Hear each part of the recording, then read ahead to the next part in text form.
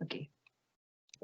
Hola a todos y a todas, sean muy bienvenidos al cuarto coloquio de ocupación humana organizada por la carrera de terapia ocupacional de la Universidad Autónoma C de Temuco. Hoy el tema que nos convoca es la infancia, una mirada actual, diferentes perspectivas. Saludamos a los invitados que nos acompañan desde el extranjero, doctora Erne Imperatore Blanchet, magíster Alberto León Collado y la doctora Isabel Beatriz Bellefeuille. Como también al público presente de distintas partes del mundo, sean todos muy bienvenidos. Y por supuesto a la directora de la carrera de terapia ocupacional, Tamara Miranda, quien en estos minutos dará unas breves palabras de bienvenidas. Bueno, buenos días a todos y todas. Sumarme a la bienvenida de María Elena. Para nosotros como carrera de terapia ocupacional de la Universidad Autónoma en su sede de Temuco, este momento siempre nos llena de alegría porque podemos compartir con ustedes como público, ¿no es cierto?, las últimas actualizaciones en relación a la terapia ocupacional y a la ocupación.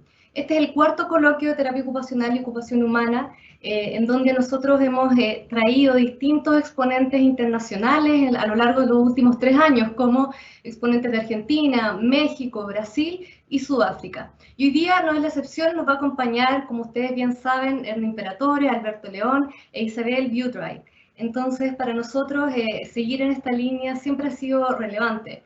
Y en este equipo que conformamos en la carrera, yo quisiera aprovechar esta oportunidad de también reconocer el trabajo del equipo interno de vinculación con el medio que está presente, ¿no es cierto?, Francisco Bernal y Roger Ramírez, quienes han sido los artífices, ¿no es cierto?, para que podamos encontrarnos hoy día en este espacio.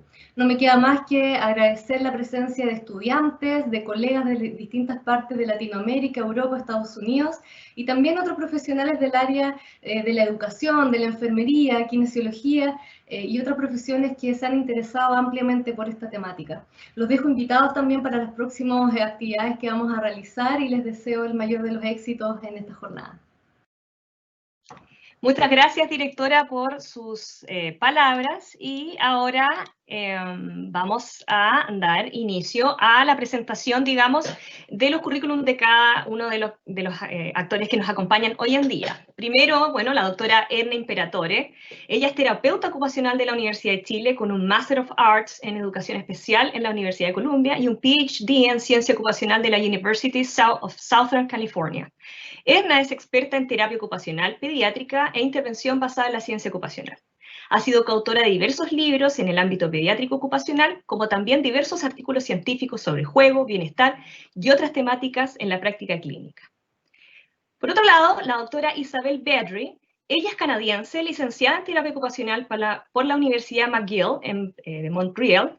Se ha especializado en pediatría e integración sensorial, donde se ha desempeñado en España. Isabel tiene un Master of Science en terapia ocupacional en la Virginia Commonwealth University y es doctora en la University of Newcastle, Australia. Ha participado de diversos cursos, conferencias, ha publicado libros y artículos de investigación, los cuales se han orientado al hábito de aseo, integración sensorial, entre otros.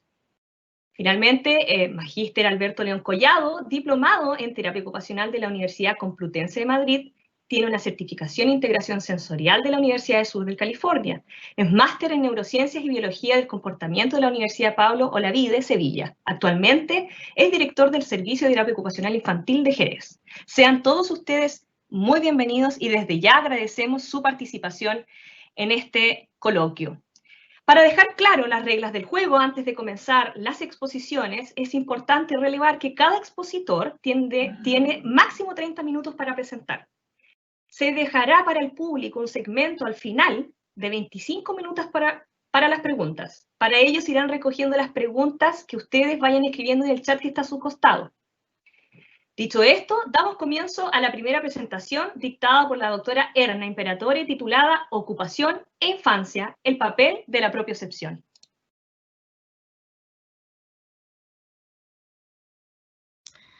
Buenos días. ¿Por qué todavía tengo está mostrando el programa que tienen ustedes adelante? Algo me están saliendo mal, pero será. Doctora Erne, tiene que compartir su escritorio. No, sí lo estoy compartiendo, pero ahí ya, está. Ahí estamos. Ok, no, es que quería empezar sin compartir el escritorio y tener una pequeña conversación antes de empezar, pero bueno, veremos. Primero que todo, quiero empezar diciendo que sí, yo estoy en la Universidad del Sur de California, también soy terapeuta ocupacional y soy dueña de una clínica en Los Ángeles, que en este minuto estamos todos en telehealth, desgraciadamente, y además sigo teniendo conexiones con la Universidad de Chile. No me olvido de que soy chilena, aunque vivo acá, y eso quiero dejarlo claro. Lo otro que quiero decir es que yo voy a dejar 5 minutos al final de mi presentación, porque desgraciadamente el estar enseñando por el web toma más tiempo y tengo otra reunión inmediatamente después, ¿ok? Así que las preguntas me las hacen ya sea durante o inmediatamente después, que voy a dejar un tiempo, ¿ok? Y el tema que voy a tratar es, quiero que entiendan la complejidad de las ocupaciones de la infancia y en especial el juego. Y es interesante porque esto de la complejidad de las ocupaciones de la infancia a veces se pierde un poco. Y hace unos días tuve una reunión, estamos escribiendo un libro en que se habla de cuáles son los artículos más importantes en pediatría durante los últimos años. Y los evaluadores externos dijeron que nosotros en pediatría teníamos demasiados artículos que hablaban de evaluaciones. Y la realidad es que porque las ocupaciones de la infancia son complejas, las evaluaciones no son una evaluación, sino que además nos dan un entendimiento de lo que está pasando en la infancia y cómo se desarrolla el niño. Nos da un entendimiento del desarrollo del niño. Entonces, para mí eso fue un ejemplo más de que la complejidad de lo que son las ocupaciones, la gente tiende a perderlo en la práctica diaria. Luego voy a identificar el rol de la propiocepción en el desarrollo y analizar la importancia de la propiocepción en las ocupaciones de la infancia. Voy a tratar de unir lo que es propiocepción a lo que es la complejidad de las ocupaciones y quiero poner un contenido más a esta complejidad de las ocupaciones que es la propiocepción. Primero que todo, vamos a empezar con qué es lo que es ocupación, y yo sé que ustedes esto lo saben, pero siempre es bueno tener un pequeño repaso de lo que estamos hablando, porque voy a juntar lo que es propiocepción junto con estas definiciones de ocupación. Y la más clásica es la actividad con propósito, y no nos podemos olvidar qué es propósito y qué es lo que es un propósito para un niño, que por qué hacen los niños las ocupaciones que hacen, cuál es el propósito que ellos tienen. Y luego tenemos que entender que toda ocupación tiene forma, función y significado, que también tengo claro que ustedes saben qué es lo que es. O como dice Wilcock, doing, being and becoming, que es hacer, ser y transformarse. Y lo más importante en esto es el significado y la transformación o el ser, porque el significado de la ocupación viene de la experiencia. Entonces ahí tenemos dos fotos. Una foto es de unos niños en una bicicleta, pero es una estatua, ¿no es cierto? Esa estatua, lo único que vemos es forma. No hay nada más, no hay ni función ni significado, solo forma. Podríamos hablar de función para nosotros que nos sentamos a mirar la estatua y la encontramos bella, pero para la estatua no hay ni función ni significado, solo hay forma. Y eso es lo que se observa, la forma es nada más que lo que se observa. Desgraciadamente, los adultos La mayoría de las veces y muchas de las investigaciones lo que estudian es la forma de la ocupación de los niños, no necesariamente el significado. Y en la clínica tendemos a mirar la función de la ocupación de los niños en la clínica, pero no miramos tanto a veces el significado.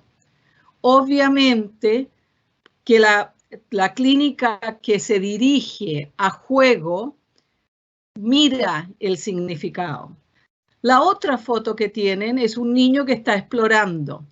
Ese niño, sí, claro, tenemos forma, está metido dentro de un armario, tiene una función, está explorando, se está desarrollando y tiene un significado. Quizás está buscando un juguete que está metido allá adentro. Entonces, es importante que nosotros en la clínica y en la vida diaria no solamente observemos la forma, sino que la función y el significado. Ahora, las ocupaciones de las infancias tenemos en claro comida, vestuario, etcétera, etcétera, etcétera, ¿correcto? Pero el significado de las ocupaciones en la infancia, ¿qué es lo que nosotros debemos de dirigirnos? ¿Por qué tenemos que mirar esto? Es la motivación de por qué están haciendo lo que están haciendo. Y el significado en las ocupaciones de los niños está en el juego, porque la definición de juego está basada en motivación intrínseca, o sea, el niño escoge hacer algo porque tiene ganas de hacerlo. Placer, lo está haciendo porque le da placer. Le cambia muchas veces el nivel de alerta. Es espontáneo, es un mundo alterno. Y en la clínica el mundo alterno es importante porque es un mundo alterno que estamos nosotros creando dentro de una clínica en la cual no hay repercusiones. Y es activo. Entonces, el significado de una ocupación, especialmente en el juego, está que es una ocupación orientada al proceso.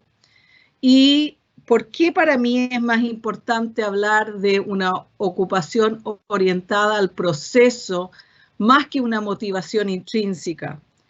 Porque yo tuve la motivación intrínseca de participar en este coloquio. Lo hice porque me invitaron y dije que sí, tuve motivación intrínseca. No hay motivación extrínseca para hacerlo. No hay un valor extrínseco para mí participar en este coloquio.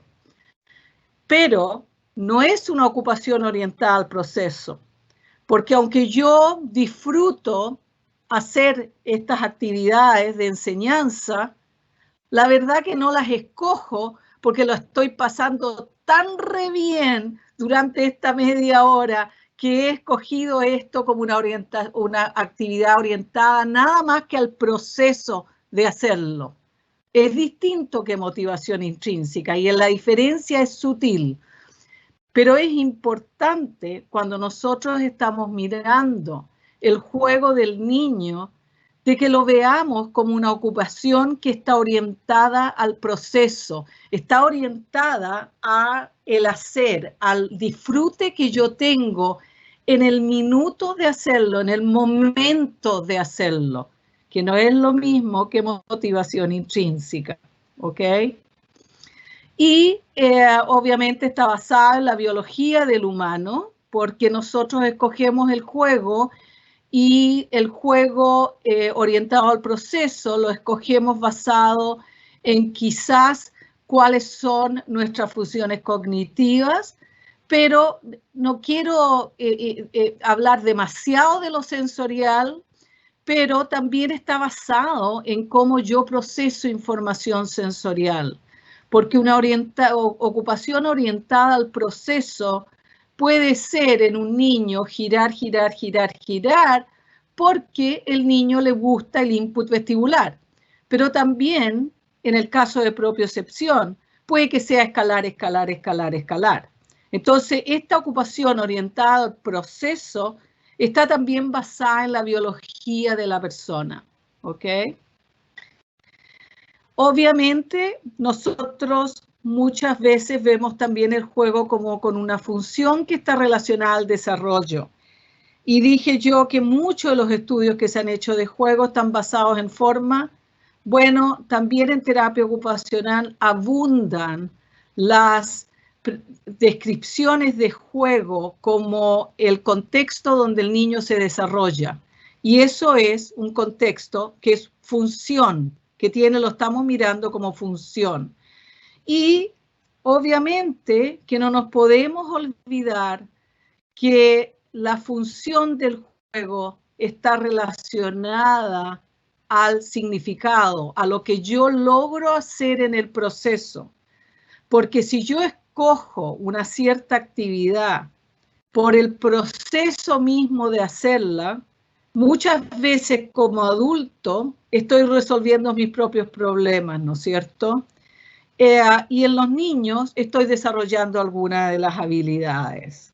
Por eso es que lo vemos su función como relacionada al desarrollo en el niño, pero quiero aclarar que para que tenga una función tenemos que haber estado muy conscientes de cuál era el significado y cuál era lo que hizo que el niño entrara en esa ocupación por el proceso de hacerlo. Y para eso tenemos que entender el niño y tenemos que entender muchas cosas. Cuando miramos la función del juego en cuanto a neuroplasticidad, ¿okay? Estamos mirando que está motivado por la experiencia, ¿no es cierto? Por el proceso, por el significado. Eso es como yo veo el juego, ¿no es cierto? Y cuando vemos nosotros el juego en cuanto a neuroplasticidad, hay escritos que hablan que al entrar en juego se afecta la neuroplasticidad del individuo. Obviamente es una de las funciones de juego.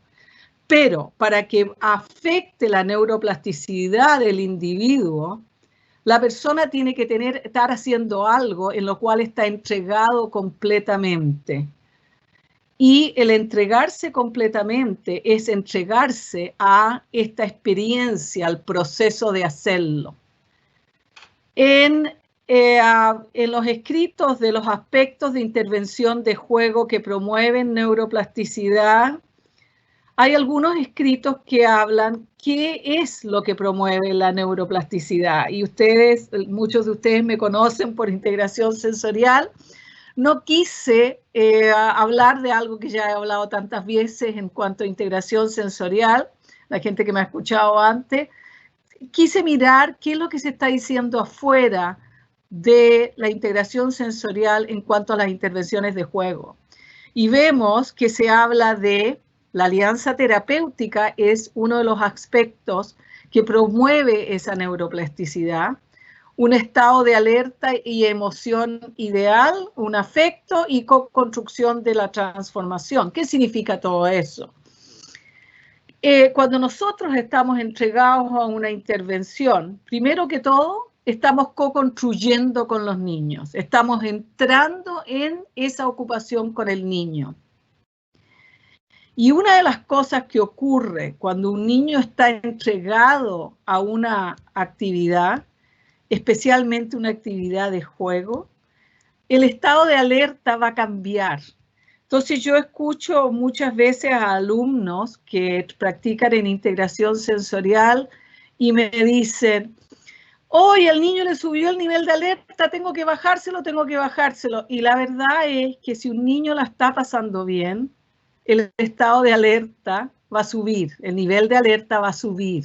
En la misma forma que cuando nosotros estamos con un grupo de amigos tomándonos un trago, no estamos sentados sin reírnos y con una alerta óptima. La alerta es óptima, pero es una alerta alta, es una alerta en la cual nosotros estamos pasándola bien. Entonces, por eso es muy difícil a veces hacer estudios que miran los datos electrofisiológicos de la persona, porque puede que el nivel de alerta suba en una persona, pero que suba porque está estresada y tiene un problema grave, o puede que suba porque la está pasando súper bien, ¿ok? Entonces, tenemos en consideración que en la intervención el juego es importante, pero para poderlo utilizar tenemos que entender cuál es el proceso que va a hacer que un niño entre en esa ocupación. Y el cerebelo tiene un rol importante en el desarrollo de la cultura a través del juego. Y yo encontré este estudio más o menos interesante porque habla cuál es el rol del cerebelo en el juego y dice que el cerebelo es importante porque hay un control inconsciente del movimiento, cognición y sociabilidad, hay una corrección de errores y hay una anticipación e imaginación. Pero en el cerebelo esa imaginación está ligada la mayor parte del tiempo al hacer algo motor. Pero lo que es importante en los últimos estudios, los últimos años, los 10, 20 años del cerebelo, es que la importancia del cerebelo se ve cada vez más grande en cuanto no solo al área motor, pero como dice ahí, no solamente al movimiento, sino que también a cognición y sociabilidad. Y a esto de organizar tiempo y espacio. Entonces, ¿qué pasa? ¿Dónde se une esto a la propiocepción? Tenemos ahí una definición de propiocepción, que también sé que la tienen, saben. Es un proceso multidisciplinario.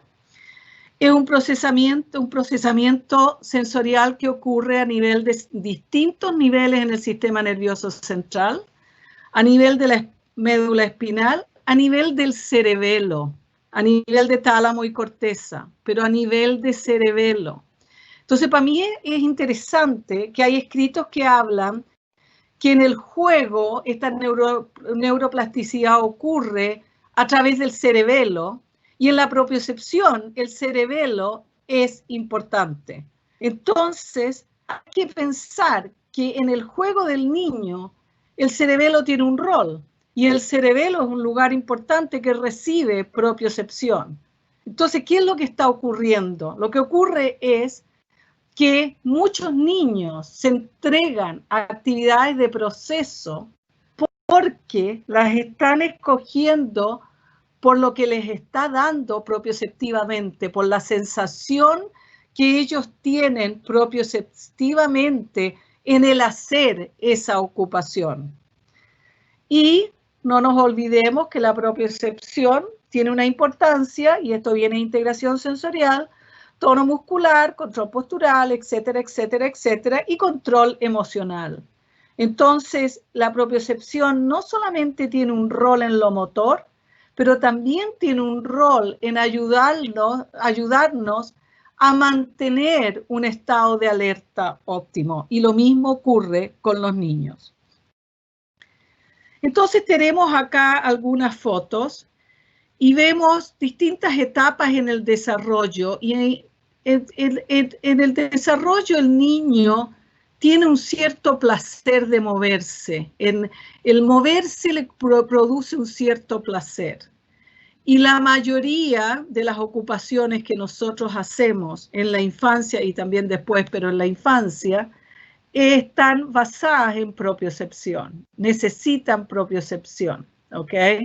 Entonces tienen ahí varias fotos y obviamente vemos que el gatear, el ponerse los pantalones, el explorar el medio ambiente, el comer, el vestirse sin ver lo que se está haciendo, todo tiene algo de propiocepción, ¿no es cierto? Porque necesito la propiocepción para poder moverme en forma adecuada. Me dice cómo estoy moviendo mi cuerpo.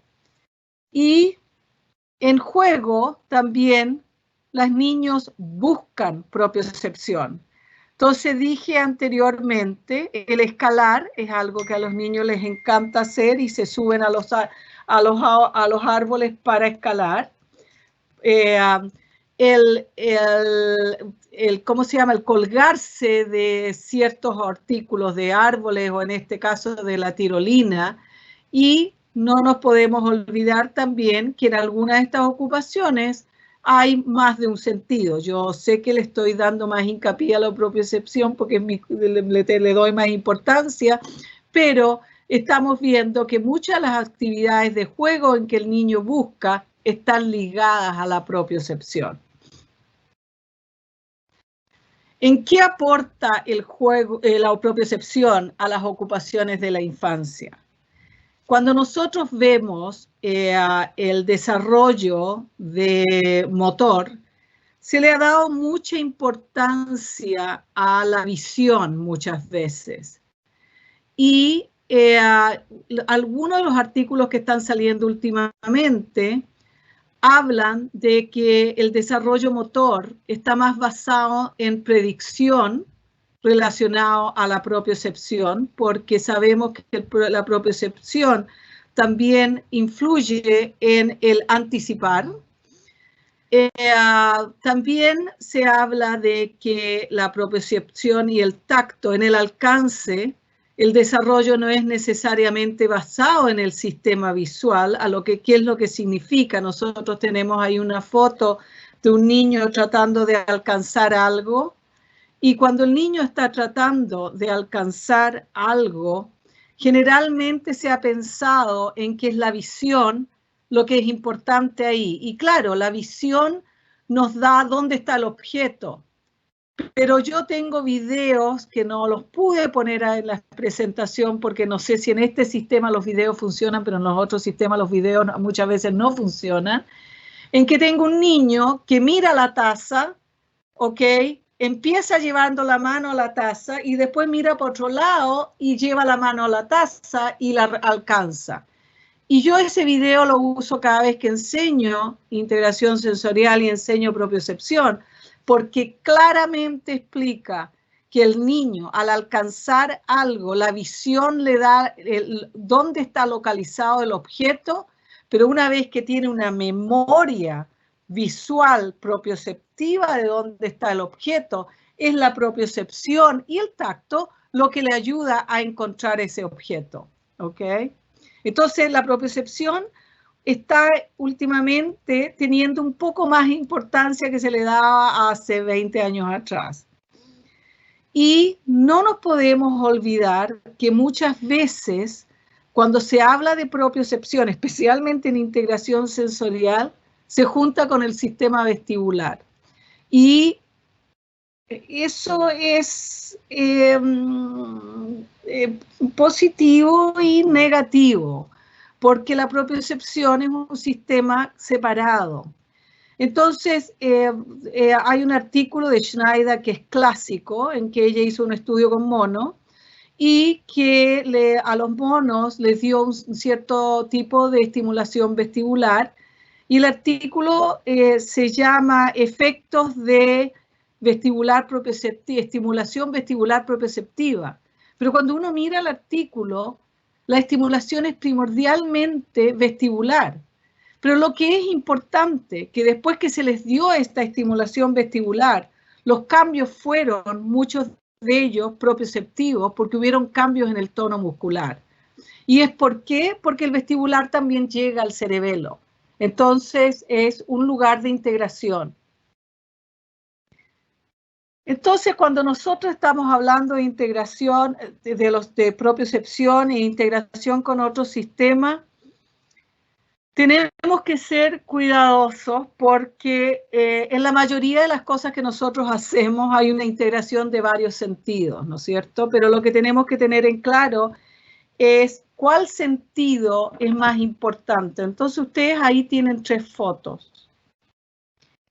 En la primera foto, en la niña que está en el columpio, obviamente la niña está recibiendo input vestibular, pero al mismo tiempo tiene que co-contraer su musculatura extensora para poder hacer una acción, y eso es propiocepción. Y también dirigir el objeto a la taza o al canasto donde está metiendo los objetos, y eso también requiere una integración visual propioceptiva. Entonces vemos que la propiocepción ahí está integrada con el vestibular y también con el visual. Cuando el niño escala, yo lo veo como una acción que es netamente propioceptiva. Obviamente hay otros sentidos, pero son secundarios. Pero el escalar, como en la foto del medio, es netamente propiocepción.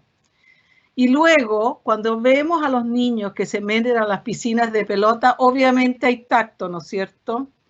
Pero al mismo tiempo que hay tacto, al mover las pelotas, uno se está moviendo en contrarresistencia y hay también propiocepción. Entonces hay que fijarse en las actividades que nosotros estamos viendo, cuánto es propiocepción y cuánto es otro sentido.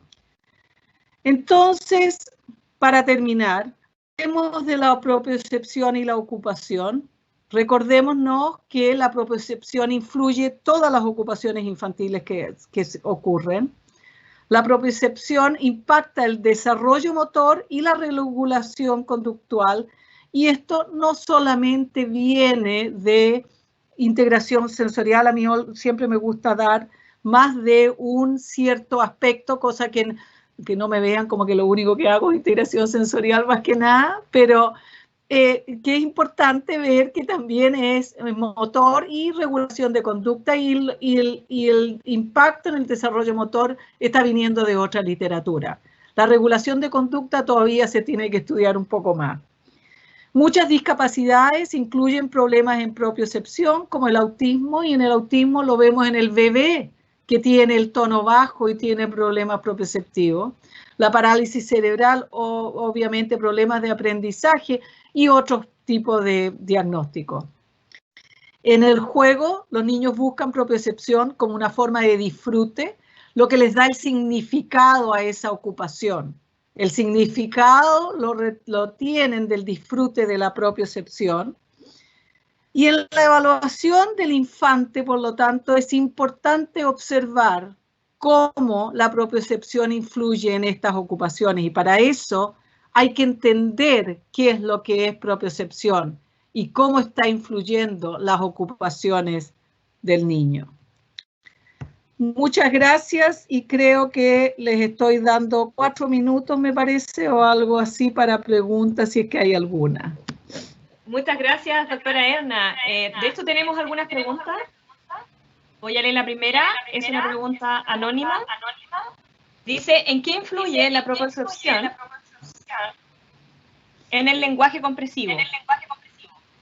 ¿Comprensivo? Sí.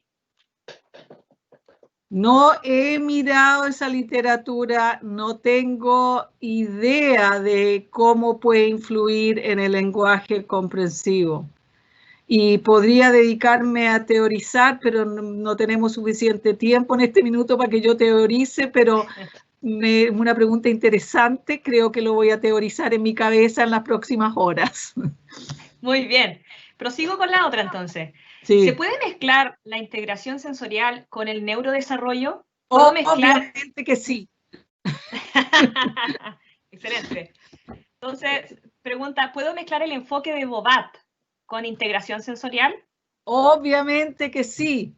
Obviamente que sí. O sea, nosotros escribimos un libro en el año 95 que se publicó en el año 95 que se llamaba Combinando neurodesarrollo con integración sensorial, y nosotros ahora vamos a publicar un libro, esperemos que salga en el 2021, sobre la combinación de integración sensorial, no solo con neurodesarrollo, pero con otros marcos de referencia que nosotros utilizamos con el autismo, con la parálisis cerebral, con desórdenes de la coordinación, etcétera, etcétera, etcétera. Sí, excelente. Es un rotundo sí. Ya saben, público, el libro va a estar pronto a la luz. Y la última pregunta, doctora. Cuando hablamos de propiocepción, ¿parece que el equilibrio es un poco olvidado? Esa es la última. Espérate, estoy media perdida. El equilibrio, ¿a qué nos referimos con el equilibrio aquí? ¿Equilibrio emocional? ¿Equilibrio ocupacional? ¿Equilibrio? ¿Cuál equilibrio estamos hablando? No, la verdad es que no me lo detalló la persona que preguntó. ¿Me está hablando del equilibrio postural? Obviamente la propiocepción es parte del equilibrio postural. Déjame ir de abajo para arriba. Obviamente la propiocepción es importante en el control postural, el equilibrio es parte del control postural, ¿ok? Y cuando hablo de motor, incluyo el control postural, ¿ok? Luego, la propiocepción también tiene que ver con el equilibrio del bienestar, porque una persona, yo he hecho investigación con adultos y el juego, y muchas de las personas de adultos en los momentos en que tenían problemas de la vida, ya sea sociales o de estrés, etcétera, etcétera, entraban en actividades de juego o lo que yo llamo actividad orientada al proceso. Entonces, por ese lado también tiene mucho que ver la propiocepción, porque mucha gente escoge esas actividades para lograr un equilibrio de nivel de alerta, etcétera, etcétera. Perfecto, doctora Erna. Esta sí que es la última pregunta, lo juro. Está muy interesante. Y dice así: relaciones, y puede relacionar obviamente la propiocepción con el trabajo de fuerza muscular en niños, pensando que la mayoría de los niños que necesitan tratamiento son o fueron hipotónicos. Me estás preguntando si tengo que relacionar la propiocepción a la hipotonía. Claro. Sí, obviamente que hay una relación. No estoy diciendo que todo niño que es hipotónico es porque el niño tiene es que la causa de un problema propioceptivo, pero están unidos. O sea, ¿cuál es el pollo, es la gallina o el huevo? ¿No es cierto? Un niño que es hipotónico, que tiene problemas de tono muscular, va a tener un problema propioceptivo, y eso no viene de mi cabeza, viene de escritos de la literatura, que habla que al tener un tono muscular alterado e incluyen la espasticidad, va a haber un problema propioceptivo. Y en el hipotónico lo que va a ocurrir es que no está recibiendo suficiente información propioceptiva para poder moverse. Entonces hay que trabajar las dos cosas. Y por eso que la pregunta sobre neurodesarrollo e integración sensorial es importante, porque si yo tengo un niño que es hipotónico, obviamente no lo puedo trabajar solamente con integración sensorial. De partida, mejor que no lo trabaje solamente con integración sensorial, que una las dos cosas. ¿Ok? Excelente. Muchas gracias, doctora Erna. Realmente excelente. Muchas gracias por su tiempo. Gracias también al público. Sé que había muchas preguntas, pero lamentablemente en honor al tiempo vamos a tener que pasar a la próxima exposición. Muchas gracias, doctora, nuevamente. Que le vaya muy bien y esperamos volver a verla. Muchas gracias a usted por darme la oportunidad. Que esté muy bien. Bueno, proseguimos ahora con la ponencia del magíster Alberto León Collado, titulada Neurociencias, Infancia e Intervenciones. Bienvenido, Alberto. Hola, buenas tardes. ¿Se me oye? Se te oye muy bien. Por lo menos yo te oigo excelente. Perfecto. Adelante. Muy bien, muchas gracias. Bueno, buenas tardes desde España, buenos días en Chile y en diferentes países de Latinoamérica, que también me consta que hay compañeros viéndonos. Perdón, que voy a compartir la presentación.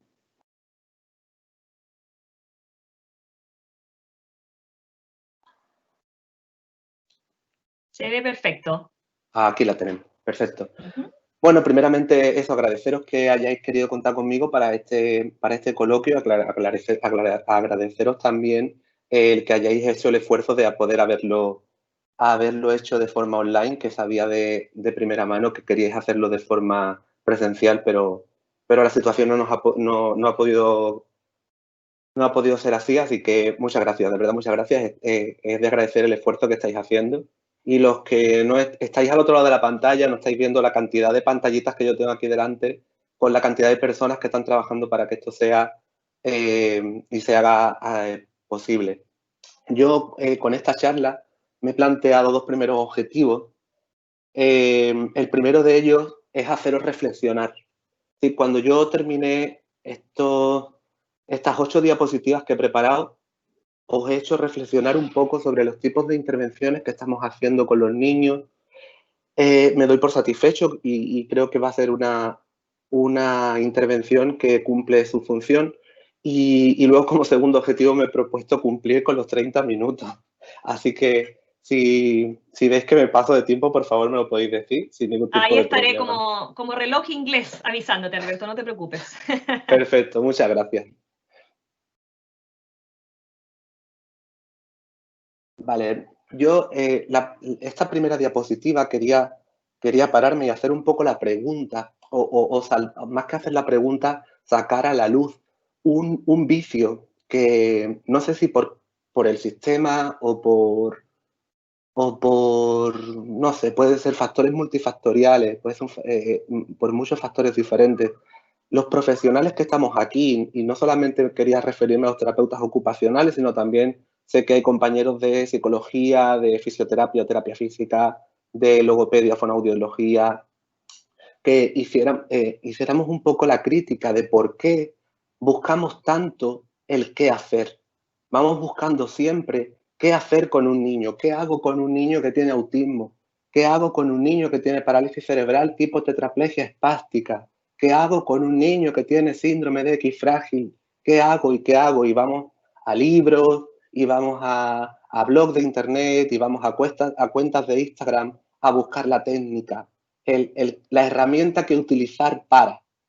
Y quería empezar esta charla haciendo esta pequeña crítica, porque más que enfocarnos en el qué hacer, deberíamos enfocarnos en el cómo hacer. Y para enfocarnos en el cómo hacer, tenemos que enfocarnos en las diferentes metodologías y teorías que tenemos a nuestro alcance, que van a dar explicación y fundamentación al gran conjunto de técnicas que podamos utilizar en un determinado momento. Esto quiere decir que cuanta más metodología y más teoría conozcamos, más herramientas vamos a tener a nuestra disposición para saber qué hacer con los niños. Pero aún más voy a adentrarme en que no solamente es importante saber sobre metodologías y teorías que hacen hipótesis del comportamiento humano, como nos acababa de hablar la doctora Blanch sobre las diferentes teorías de integración sensorial, de neurodesarrollo, concepto Bobat, que narran cómo está haciendo el movimiento del niño, en el caso de la propiocepción, en el caso del concepto Bobat de neurodesarrollo, pero también tenemos que tener un paraguas un poco más amplio en el que estudiemos sobre la epistemología del qué hacer. Es decir, estos tres niveles de hacer que yo marco responderían a las preguntas, ¿cómo digo que activo? Aquí. Responderían a las preguntas del qué hacer, cómo hacer y para qué hacer. Erna nos acaba de hacer un ejemplo bastante claro sobre la primera clasificación sobre ocupaciones que han hecho. Erna hablaba de ocupaciones que son entendidas como forma, ocupaciones que son entendidas como función y ocupaciones que son entendidas como significado. Y nos ha hecho una epistemología de cómo el ser humano, en este caso cómo el niño, hace su ocupación, ¿vale? Entonces quería empezar con esta primera diapositiva en el que nos hace referencia a la importancia de conocer las diferentes fenomenologías que estudian las estructuras del conocimiento y cómo nosotros somos capaces de saber lo que estamos haciendo y cómo lo estamos haciendo y para qué lo estamos haciendo. Como esta charla va sobre neurociencia, tengo que explicar un poco sobre neurociencia. Erna también nos ha hablado de algunas estructuras cerebrales, del cerebelo, de la corteza somatosensorial, del nivel de alerta y de diferentes estructuras que están relacionadas al nivel de alerta. Pero yo quería irme un poquito más básico, a un nivel un poco más básico, para también resaltar la importancia que tiene que nosotros como profesionales sanitarios conozcamos de primera mano aquellas estructuras y funcionamientos biológicos básicos. Tenemos que saber como profesionales sanitarios que en el cerebro hay neuronas. Y esto es como si ya lo sabemos, pero sabemos que hay diferentes tipos de neuronas. Sabemos que hay neuronas que según su función son catalogadas como neuronas sensoriales, que llevan información sensorial hasta el sistema nervioso central. Sabemos que hay interneuronas que conectan las neuronas sensoriales con las neuronas que llamamos luego motoras, o neuronas que realizan una acción o una respuesta.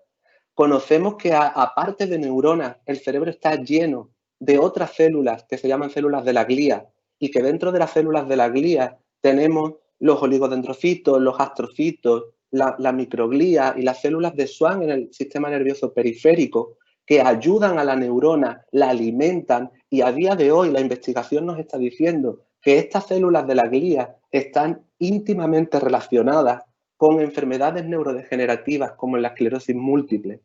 Os traigo un pequeño vídeo, que espero que se vea, con una técnica que se está realizando ahora, que es el Calcium Imaging Recording. A través de unos marcadores de calcio, cuando las células consumen calcio del líquido extracelular y realizan los potenciales de acción, somos capaces de grabar lo que acabáis de ver. Lo pongo otra vez, pero veis cómo las diferentes neuronas se pueden activar de forma sincrónica y todas muestran un cableado bastante interesante que podríamos ampliar y mirarlo al microscopio para saber cómo están siendo las conexiones neuronales. Esto nos va a ser muy importante para poder entender después aspectos de investigación aplicada. Mirar en esta resonancia magnética, utilizando tractografía, vemos todos los tractos neuronales que unen el cerebelo con la corteza somatosensorial. Aquí está explicado de forma anatómica mucha de la parte que ha hablado Erna sobre la propiocepción y cómo la propiocepción llegaría al cerebelo, un momentito que cojo el puntero, llegaría al cerebelo, y este cerebelo está conectado de forma directa con un montón de fibras nerviosas que tienen un montón de células neurológicas que están íntimamente relacionadas con el movimiento. Pero si veis, también hay un montón de estructuras del mesencéfalo y un montón de estructuras de la alocorteza que están relacionadas con el sistema emocional, como el sistema límbico. Y hay fibras del cerebelo que van a pasar directamente por el sistema límbico y luego del sistema límbico van a subir hasta la corteza somatosensorial. Por lo que nos hablaba antes Erna sobre cómo el cerebelo está implicado en el desarrollo del juego del niño, y el niño hace juego de una forma motivada intrínsecamente y participando activamente en la actividad. Lo podemos entender gracias a esto, pero todavía lo entendemos mejor si conocemos la investigación básica. Para hilar un poco más, me voy a ir ya a no solamente estudios de neurociencia con neuroimagen, sino a las historias de los estudios observacionales, como por ejemplo la que hizo el famoso biopsicólogo, padre de la biopsicología, Donald Hebb. Donald Hebb sacó una teoría sobre el funcionamiento de neuronas en las que nos decía que la neurona A, una neurona que vamos a llamar neurona A, si está lo suficientemente cerca de otra neurona, que es la neurona B, y cuando la neurona A se active, la cercanía de la neurona B va a hacer que esta fuerza con la que enérgicamente se activa la neurona B también se active. Y estas dos neuronas que se van a activar a la vez a partir de ahora, van a activarse de forma conjunta siempre. A esto, Donald Hebb lo llamó asambleas de neuronas, que fijaros es un nombre muy romántico, es un nombre muy poético, ¿no? Como si muchas neuronas diferentes se conectaran entre ellas para decidir qué hacer con la información que está llegando al cerebro. A estas asambleas de neuronas, de forma posterior, se les ha llamado webs funcionales. Y hay diversos estudios que nos hablan de las webs funcionales de una forma muy interesante, como este artículo de 2006, en el que nos dicen que las personas que leyeron la palabra canela se vieron activadas áreas cerebrales relacionadas con la olfacción. Es bien interesante saber que cuando yo leo la palabra canela, hay diferentes áreas cerebrales que están relacionadas con la olfacción que también se me están activando. Pero, y aquí está lo más interesante, pero previamente a las personas que pasaron por resonancia magnética funcional, que son estas imágenes que vemos aquí, y activaron áreas olfatorias, habían olido previamente la canela. Sabían lo que era el olor a la canela. Y cuando leyeron la palabra canela, se activaron estas áreas olfatorias. Otro estudio es un estudio relacionado con palabras vinculadas a acciones. Y vemos cómo cuando las personas que se sometieron a resonancia magnética funcional leyeron palabras relacionadas con acciones vinculadas a los movimientos de las piernas, se activaban áreas somatosensoriales relacionadas con el movimiento de las piernas. Lo mismo con palabras relacionadas con movimientos de los brazos, lo mismo con palabras relacionadas con movimientos de la cara. Y esto es bien importante, que a los compañeros logopedas o fonoaudiólogos o que hagan terapia de lenguaje, este estudio está bien para ellos, está perfecto. Pulvermüller nos dice que si queremos enseñar a un niño la diferencia entre correr y saltar, no vale únicamente con poner una imagen de correr y saltar. El niño tiene que correr y el niño tiene que saltar para conocer esta diferencia entre una acción y otra. Sigo un poco más adelante y os hablo de más estudios experimentales observacionales y no solamente de estudios de neurociencia a nivel de neuroimagen.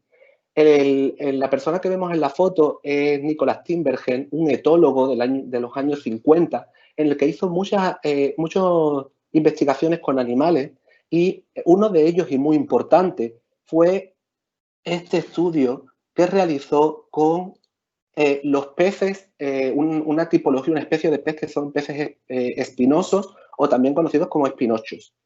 Lo que hizo Tinbergen fue pintar de una forma mucho más intensa un color rojo en la barriga de un pez de madera y lo introdujo dentro del acuario o de la pecera. El pez macho espinoso se observó que nunca antes había querido atacar con más intensidad y más agresividad a otro pez de su misma especie, como lo hacía cuando se le presentaba un pez de madera con una pintura que intensificaba el estímulo visual. Además, para hacer esto, para explicar esto, Tinbergen hizo un experimento con huevos de una especie de ave y lo que hizo fue realizar unos huevos de yeso, de escayola, bien grandes, los pintó de un color mucho más intenso y lo que provocó en esta especie de pájaro es que los pájaros quisieron quedarse con el huevo más grande y más llamativo, obviando y olvidando su huevo propio, fecundado y que posteriormente daría cría. Para mí, esto de la intensificación de los estímulos y cómo cambian el comportamiento humano está bien demostrado en este estudio. Con la mariposa, un tipo de mariposa que se llama Argynis fafea o mariposa, nacarada. A la mariposa macho Argynis fafea le pusieron delante un cilindro que giraba y tenía un montón de luz y daba vueltas, y cuando se le ponía a elegir a la mariposa entre el cilindro que daba vueltas y una mariposa hembra de su misma especie, la mariposa Argynis fafea macho intentaba reproducirse con el cilindro, haciendo todo el cortejo que realizan de forma natural con su propia especie. A estos estímulos se les llamaron estímulos supernormales y eran unos estímulos que, intensificados por el hombre, modificaban el comportamiento animal.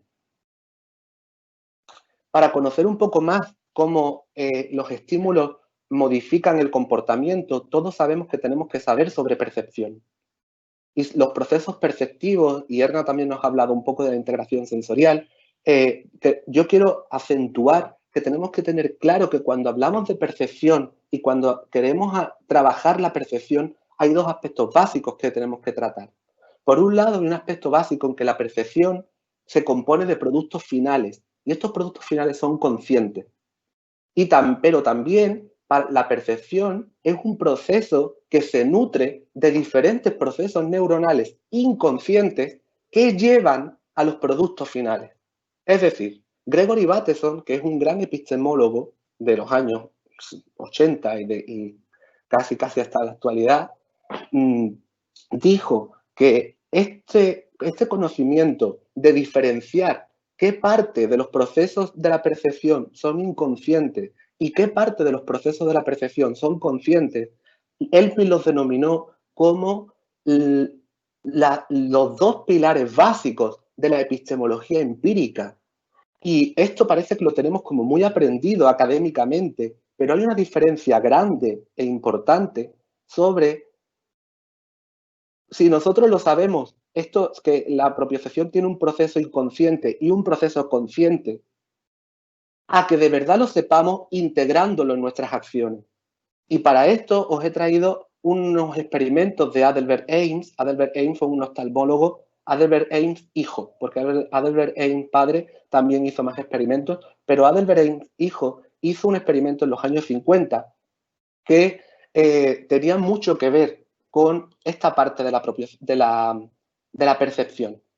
Ames realizó en un cartón un trapezoide. Un trapezoide sabemos que es una figura poligonal que dos de sus lados son uno más grande que otro, ¿vale? Aquí como lo vemos en la imagen, un lado es más corto, otro lado es más largo, y ahora lo mete en un sistema de rotación.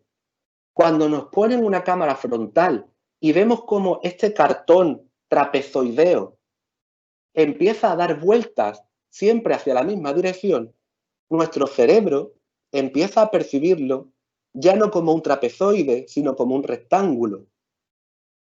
Y ya no percibe que da vueltas hacia el mismo sentido, sino que hace un movimiento como de cola de pez.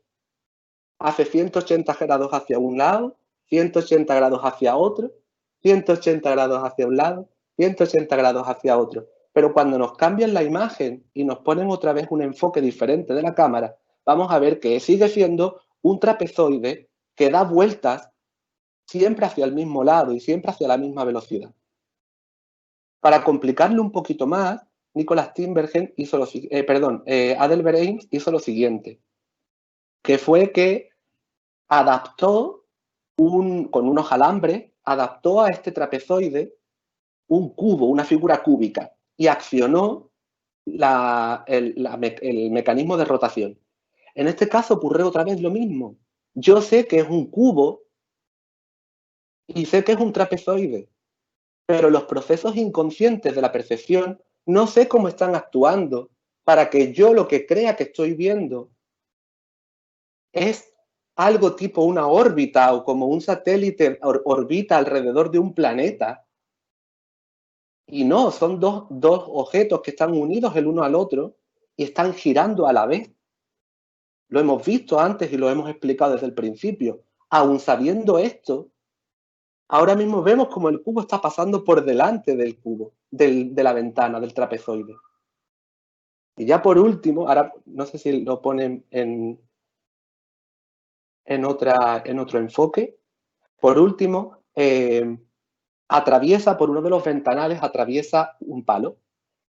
Cuando lo vemos desde esta perspectiva, nuestros procesos inconscientes de la percepción ven un palo atravesando uno de los ventanales del trapezoide que gira junto con el trapezoide. Pero cuando nos lo ponen de frente, empezamos hasta aquí, vemos el palo atravesando el trapezoide, pero de repente que venga aquí alguien y me explique qué magia empieza a pasar porque el palo está atravesando los ventanales del trapezoide. Vemos cómo la percepción nos está jugando una mala pasada y en el proceso consciente estamos viendo una cosa que aunque nos la hayan explicado, no está haciendo esa cosa. Está haciendo cosas completamente diferentes. Es importante conocer estos procesos para integrarlos dentro de nuestras intervenciones. Por último, os traigo un experimento de Ivan Pavlov. Ivan Pavlov es muy conocido por el Premio Nobel de Fisiología y Medicina que gana a principios del siglo XX con sus experimentos del condicionamiento clásico sobre la campana, la salivación, el perro y los estímulos condicionados y demás, que ahora no voy a explicarlo. Lo que hizo con un grupo de perros fue lo siguiente. Presentaba al perro una imagen circular y lo asociaba con un refuerzo positivo de comida. A continuación, presentaba una elipse y la elipse lo reforzaba con un castigo positivo, en este caso una descarga eléctrica. Lo que consiguió fue que cuando el perro veía un círculo, se quedaba esperando a que le dieran la comida. Y cuando el perro veía una elipse, salía corriendo, huía y a veces también gruñía o ladraba. Lo que hizo Pavlov con este experimento fue decir, ¿y si confundo al perro? ¿Y si voy circulando la elipse y se la voy presentando poco a poco? Llegó un momento en el que el perro no sabía qué elegir. No sabía si irse o si quedarse. No sabía si quedarse a esperar la comida o... Entonces lo que ocurrió fue que empezaron a salir un montón de comportamientos poco adaptados. Esos comportamientos poco adaptados fueron más agresividad, pérdida de control de esfínteres, hacían movimientos en círculo intentando cazar su propio rabo y eran más agresivos con sus propios dueños.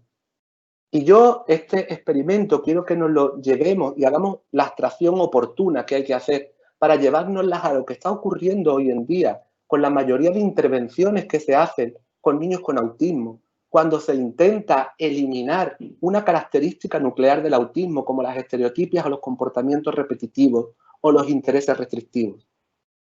Muchas veces hay muchas disciplinas que intentan eliminar estereotipias o comportamientos repetitivos y lo que estamos haciendo es fomentar la paradoja que tiene el niño con autismo, porque el niño está realizando ese comportamiento repetitivo o con ese comportamiento con un bajo interés. Lo está haciendo por motivos propios y de compensación emocional y de autorregulación, y en muchas ocasiones cuando desde fuera los educadores intentan eliminar estas conductas, el niño se vuelve bastante incierto, no sabe cómo actuar, no sabe si tiene que realizar un comportamiento repetitivo porque los demás lo van a catalogar como algo negativo y se quedan en un impasse que no saben muy bien por dónde van a salir. Y ya por último quería volver a presentaros el esquema de qué hacer, cómo hacer y para qué hacer, porque a día de hoy todos los profesionales sociosanitarios, todos con la clasificación internacional del funcionamiento y la discapacidad en la mano, están tendiendo a hacer intervenciones basadas en la funcionalidad. Y está muy bien y estamos muy contentos desde terapia ocupacional que por fin terapeutas físicos, logopedas, psicólogos, todo el mundo se esté dando cuenta que lo importante de una intervención no es mejorar con un objetivo terapéutico, sino es mejorar la funcionalidad del comportamiento para que la persona tenga una vida independiente. Pero yo quería romper una lanza a favor de la terapia ocupacional y invitar a todas las profesiones que ahora mismo están hablando sobre funcionalidad, para que por favor lean sobre terapia ocupacional, porque es una disciplina que se creó en el año 1916 y desde 1916 llevamos diciendo que es muy importante que las personas hagan rehabilitación y terapia para mejorar en su funcionalidad. Y más aún, los terapeutas ocupacionales a día de hoy no hablamos tanto de función o funcionalidad, estamos hablando de participación activa e independiente en la vida diaria. Y la funcionalidad, por ejemplo, para un niño que tiene problemas en la alimentación es que no pueda llevarse alimentos a la boca. Y el objetivo funcional que escribe el terapeuta que sea es que el niño sea capaz de llevarse el tenedor a la boca. Pero cuando hablamos de participación, es que el niño sea capaz de llevarse el tenedor a la boca, mientras que está sentada delante de su hermana que le está hablando, mientras su mamá le está pidiendo que le pase el vaso de agua que tiene a su lado, y mientras su papá le dice, no comas tan rápido. Cuando la niña es capaz de hacer esa actividad completa, de forma independiente, está participando de forma activa. Así que, nada más. Les dejo por aquí mis redes sociales. Pueden ponerse en contacto conmigo para cualquier duda, para cualquier sugerencia, cualquier cosa que quieran hacer. Muchas gracias, Alberto. Cumpliste perfecto con el tiempo. Bueno, Perfecto. Esta gráfica, sí, horario inglés. Como ven, esta gráfica la vamos a compartir por las redes sociales también para que ustedes puedan colocarse en contacto, los que gusten, con Alberto. Muchas gracias, Alberto. Les recuerdo que, bueno, debido a que la doctora Edna tenía que irse, digamos, anticipadamente, por eso hicimos las preguntas antes. Ahora, obviamente, vamos a esperar que pase también Isabel para dejar las preguntas al final y contestarlas por ambos expositores. Muchas gracias, Alberto. Y como mencioné, damos el paso a la doctora Isabel Beardry con su ponencia Actividades de la vida diaria y neurociencias, alimentación y eliminación, una mirada desde la terapia ocupacional. Bienvenida, doctora Isabel. Buenas tardes, buenos días para Chile. ¿Está bien el sonido? ¿Se me oye bien? Perfecto. Pues nada. Entonces, pues sí, voy a hablar de actividades de la vida diaria, específicamente de alimentación y defecación, que son las dos áreas donde he pasado pues más tiempo reflexionando, trabajando con familias y haciendo investigación. Entonces, pues mis colegas han explicado un poquito de qué se trata, pero un pequeño recordatorio, ¿no?, de que la neurociencia es ese campo de la ciencia que estudia el sistema nervioso, su estructura, sus funciones, su desarrollo, etcétera, y todas las interacciones que constituyen las bases biológicas de la cognición y de la conducta. Y se atribuye muchas veces al español Santiago Ramón y Cajal ser el padre de la neurociencia moderna. Y antes de que hubiese todas estas técnicas de neuroimagen, pues él, utilizando una técnica, digamos, con tintas, consiguió poder ver la neurona y determinar que era la unidad del sistema nervioso. Y una de sus famosas citas es todo ser humano, si se lo propone, puede ser escultor de su propio cerebro, anticipándose a lo que sería pues la neuroplasticidad que hoy en día conocemos que existe, etcétera, pero que en su día esa cita pues era como una premonición, ¿verdad? Entonces, como terapeuta ocupacional, ¿por qué me importa la neurociencia? Me importa porque la neurociencia informa mi práctica clínica. Y sabemos que todo lo que hacemos produce cambios en nuestro sistema nervioso central.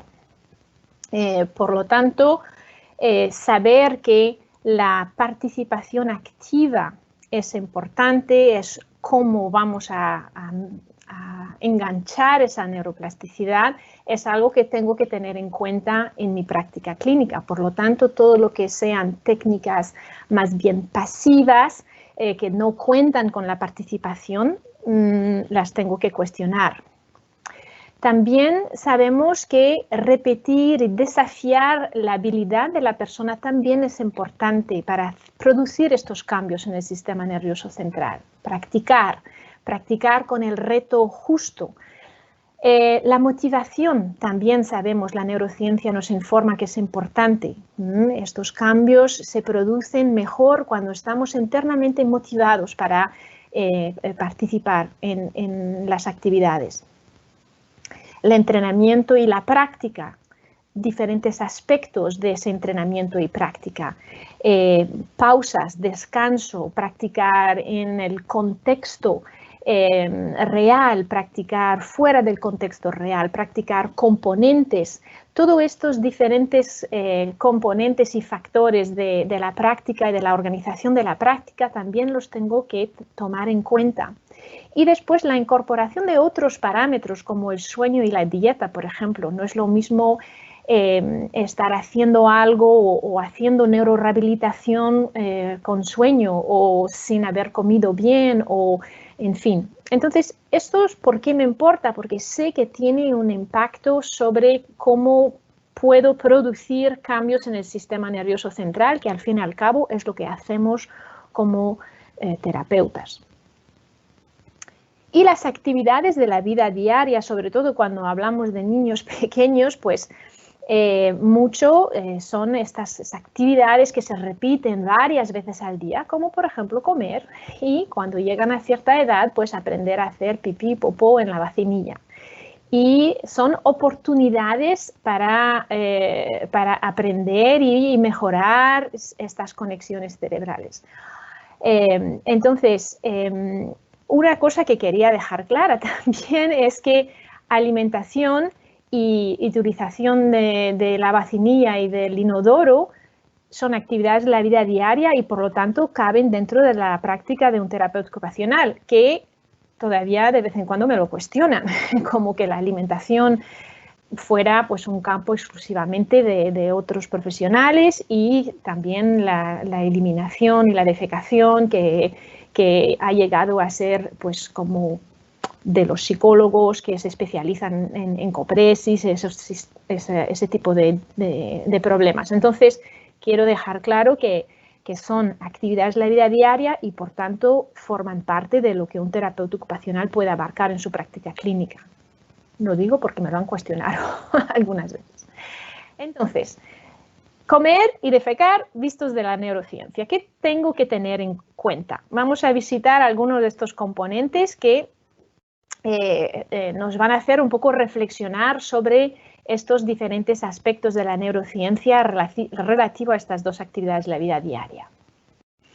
Entonces, hablemos primero de neurogastroenterología, tanto comer como defecar, el tubo digestivo al completo.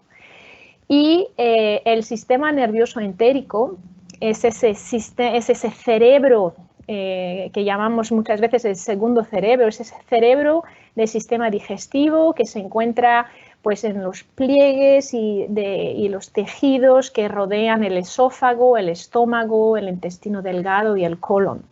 Y es el principal objeto de estudio de lo que llamamos la neurogastroenterología. Entonces, es una red neuronal capaz de actuar independientemente del encéfalo, de recordar, de aprender, y también se comunica directamente con el sistema nervioso central.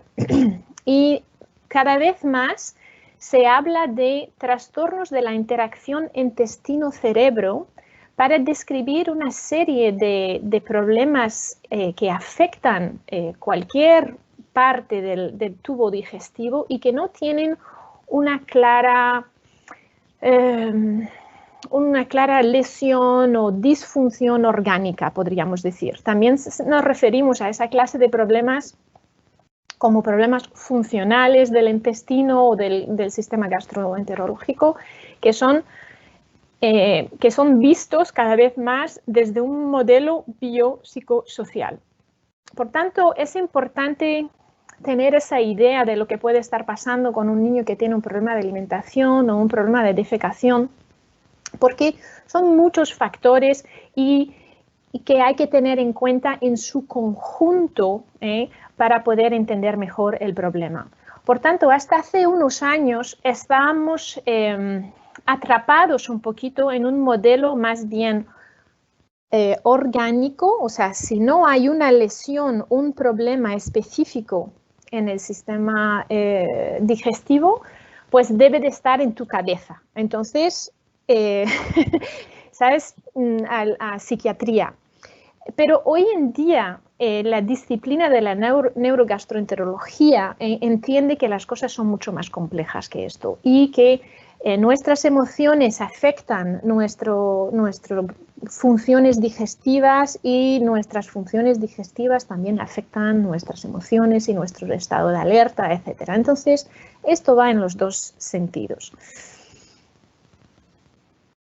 Después, otro factor importante a tener en cuenta cuando hablamos de alimentación y de defecación es un proceso de aprendizaje.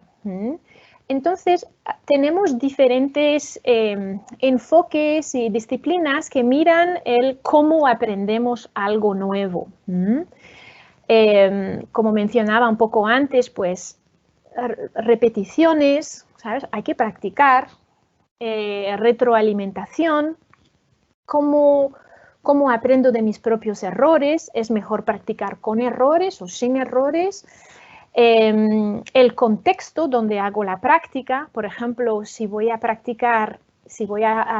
aprender a comer, pues será mejor practicar en un momento que es lógico parar, sentarse a una mesa y comer.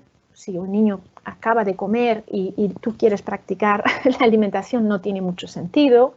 La motivación interna. Todo esto son factores a tener en cuenta para facilitar ese proceso de aprendizaje. También debemos reconocer que cada uno tiene su estilo de aprendizaje y su manera de procesar información. Seguramente entre los compañeros de la universidad, pues los hay que aprenden mejor escuchando, otros leyendo, otros haciendo. Eso es también algo que debemos considerar cuando estamos con nuestros jóvenes pacientes y ver cómo mejor aprenden.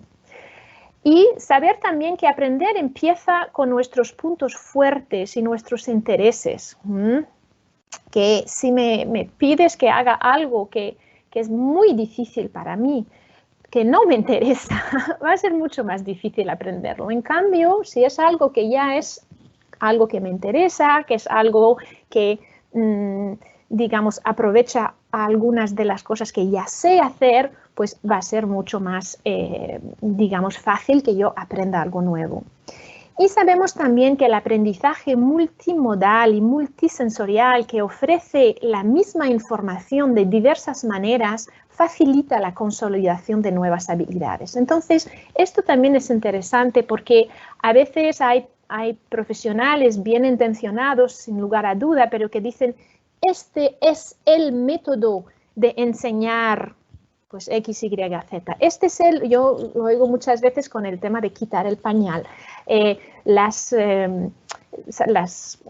educadoras de guardería tienen su método. Con este método no fallan.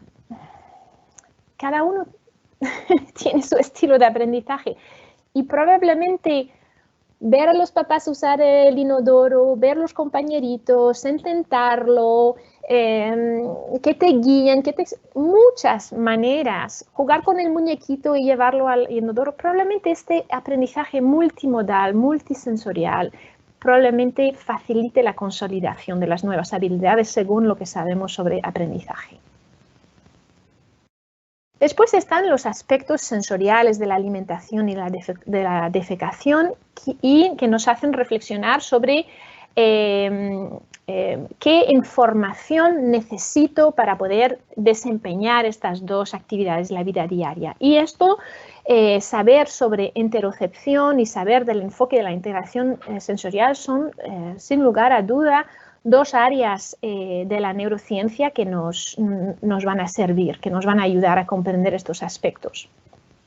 Entonces, desde el punto de vista de la integración sensorial, la doctora Ayers propuso, y su teoría que está cada vez más consolidada, que siempre fue anclada en neurociencia desde el inicio y que muchas de sus hipótesis iniciales pues, han sido confirmándose o, digamos, con muy pocos cambios, nos habla de que este procesamiento de diferentes sistemas sensoriales es clave para poder funcionar en nuestro día a día y aprender y interactuar con nuestro entorno.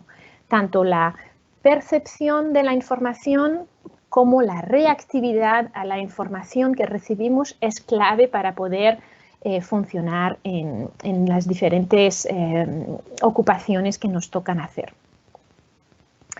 Y después, la interocepción, que no ha sido tradicionalmente considerado dentro de integración sensorial, pero sí que merece que le prestemos atención. Las definiciones originales se referían solamente a las vísceras, ¿no? O sea, ser consciente de, pues, de ganas de hacer pipí, de ser conscientes de que uno tiene hambre o de que tu corazón está acelerado, ese tipo de cosas. Pero más recientemente los diferentes autores que trabajan el tema de la interocepción proponen que también debemos ampliar esta definición y también incluir cualquier sensación que nos informa sobre el estado fisiológico de nuestro propio cuerpo. Entonces, vamos a incluir en nuevas definiciones ciertos aspectos del sistema táctil, como por ejemplo picor, dolor, temperatura, que no tienen nada que ver con una discriminación, una percepción del tacto como tal, porque vienen realmente de un estado interno. Y que nos están informando sobre qué pasa con el interior de nuestro propio cuerpo, pero a través de reacciones o de sensaciones en la piel. Entonces, saber un poquito de interocepción viene a ser algo muy importante si vamos a trabajar alimentación y defecación, ¿no? Muchas veces los padres me dicen, el niño no se da cuenta que tiene hambre. O no se da cuenta de que está saciado, o no se da cuenta de que es el momento de ir al baño. Después, otra área también ligada a la neurociencia es todo lo que tiene que ver con la relación con el cuidador. Cuando uno es pequeño, actividades de la vida diaria como comer o ir al baño son coocupaciones y van a estar íntimamente ligadas a la relación que existe con el cuidador. Estos investigadores de los años 30, 40, 50, Lorenz, Bowlby, Harlow, estudiaron de cerca pues, la interacción entre el niño y el cuidador y sabemos que es importante esa estable y fuerte relación con una figura de apego para varios ámbitos del desarrollo. Y si estamos hablando de alimentación y el aprendizaje del uso del inodoro, también está cada vez más destacado que debemos considerar la relación con el cuidador. En el caso de la alimentación, es algo que ya las últimas recomendaciones, que una publicación reciente en el Journal of Pediatric Gastroenterology lo pone sobre la mesa como un factor a mirar, la dinámica que se establece entre la persona que da el alimento y el niño. Y después, desde el punto de vista de la defecación, la historia fue, digamos, cuando miramos la literatura sobre problemas de defecación, se hablaba mucho del papel de la madre como responsable de los problemas de defecación del niño, que se puso como demasiado énfasis en ese papel cuando en realidad se estaba ignorando tal vez otros factores más fisiológicos. Entonces ha sido un poquito como al revés, ¿no? En alimentación pues todo se estaba mirando hacia el sistema digestivo y sus funciones y los aspectos sensorio-motores de la boca y se estaba dejando un poquito de lado el aspecto de la relación con el cuidador y ahora se está incorporando ese aspecto. Y en temas de defecación ocurrió un poquito lo contrario, era todo pues la relación con la madre demasiado estricta, demasiado así, demasiado asá, y se estaba ignorando factores claramente fisiológicos del sistema digestivo que no estaban funcionando bien y ahora pues se está equilibrando también de que, a ver, está claro que, por ejemplo, hay alguna investigación que ha mostrado que los niños que comen con sus familias tienen mejor digestión que los que comen solos, por ejemplo. Entonces, se está un poco equilibrando tanto de un lado como otro. Después también otro en esta línea del apego y de la relación con el cuidador, pues hay todo un mundo de investigación sobre en la neurociencia afectiva. Y Jack Panksepp es uno de los autores claves aquí y que nos habla de cómo la entrada sensorial promueve el apego social, impulsando la oxitocina, que es nuestra hormona del amor y del cuidado. Y también es importante saber un poquito de qué va esta literatura de la neurociencia afectiva cuando estamos observando estas interacciones entre los padres y sus hijos. Y finalmente, pues está también el difícil mundo de la neurociencia del trauma, que también puede entrar en juego cuando estamos trabajando en el ámbito de la alimentación y el ámbito de la defecación. Desde el lado de digamos, cuando hablamos de trauma, tenemos que reconocer que es mucho más que una experiencia psicológica, un mal recuerdo, no, es algo que impacta el funcionamiento y el desarrollo del sistema nervioso. Y no hace falta que sea una cosa horrible que ha pasado un montón de veces. A veces un evento traumático puede tener consecuencias sobre cómo funciona y cómo participa un niño.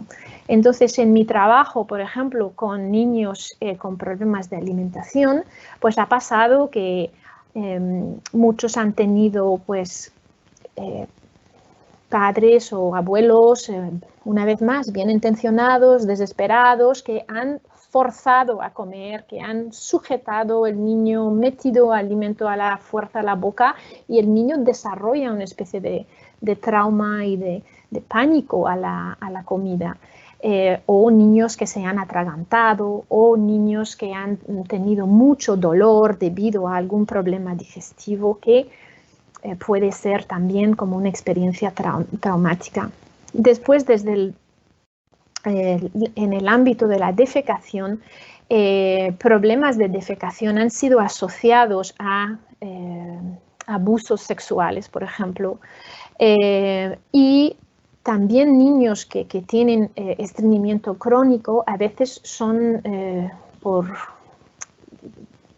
una vez más, con las mejores intenciones, también sometidos a enemas, lavativas para ocuparse de este estreñimiento o constipación, como creo que se dice en Sudamérica. Pero imagínate, un niño de 4 años, lo tienes que sujetar y introducirle el enema. Son experiencias que son realmente traumáticas. Y eso hace que después cualquier sensación, gatillo, sensación que puede estar relacionada con estas experiencias traumáticas, pues hace que la persona puede bloquearse. Entonces, hay que recordar, ¿no?, que a veces trabajamos con niños que vienen de entornos muy complicados. Yo en mi caso, pues muchos niños que atendemos en nuestra consulta pues han sido adoptados de Europa del Este, de China, que son familias, ¿saben? No sabemos muy bien qué pueden haber vivido y a veces pues son niños que pueden tener pues muchas dificultades en su sistema nervioso debido a estas situaciones de estrés constante o de experiencias traumáticas. Y la investigación es clara, el cerebro, el desarrollo del cerebro es impactado por trauma y por estrés crónico. Entonces, para ir cerrando, pues quiero sencillamente dejar sobre la mesa que el trabajo en terapia ocupacional, en las actividades de la vida diaria, como pueden ser el ámbito de la alimentación y la defecación, depende de un amplio conocimiento en neurociencia. No estoy diciendo que cada uno tiene que ser experto en todas esas áreas, pero sí que estar alertado a estas diferentes esferas. Cuando te traen un niño con un problema de alimentación, un problema de defecación, es importante, porque demasiadas veces se intenta simplificar, y creo que mis colegas han hablado, ¿no?, de ese mismo problema, ¿no? Se intenta simplificar demasiado lo que es la participación en una actividad de la vida diaria y que depende realmente de muchos factores y que tenemos que tenerlos todos en cuenta, ¿no? Entonces, cuando vuelvo aquí a mi diapositiva inicial, pues esto es un poquito todo lo que tengo en mi cabeza cuando me visitan con un problema de comida o de defecación, y que al fin y al cabo, aunque no sea experta en cada una de estas áreas, tengo que estar pues por lo menos informada y poder derivar para asegurarnos de que no estemos pues sobresimplificando algunas dificultades que a veces son realmente pues eso, multifactoriales. Entonces lo dejo aquí. Muchas gracias, Isabel. Excelente ponencia. Y bueno, antes de comenzar con las preguntas, es importante recalcar el agradecimiento a los expositores por participar. Este evento es sumamente relevante debido a que la carrera de terapia ocupacional CDE Temuco busca continuamente promover la invitación de actores internacionales para fortalecer el debate local. Es algo sumamente necesario. Como anunciamos, este es el 4º coloquio y anteriormente ya se han realizado otros de formato internacional. Así que ahora me gustaría que Alberto también pudiera activar su cámara porque procedemos a generar las preguntas. Dividir las preguntas entre ambos expositores, así que vamos a partir por Alberto y luego sigo con Isabel, luego Alberto, Isabel. Así vamos a ir, ¿ok? Vamos a tener entre 25 a 30 minutos para hacer este debate en son a las preguntas del público.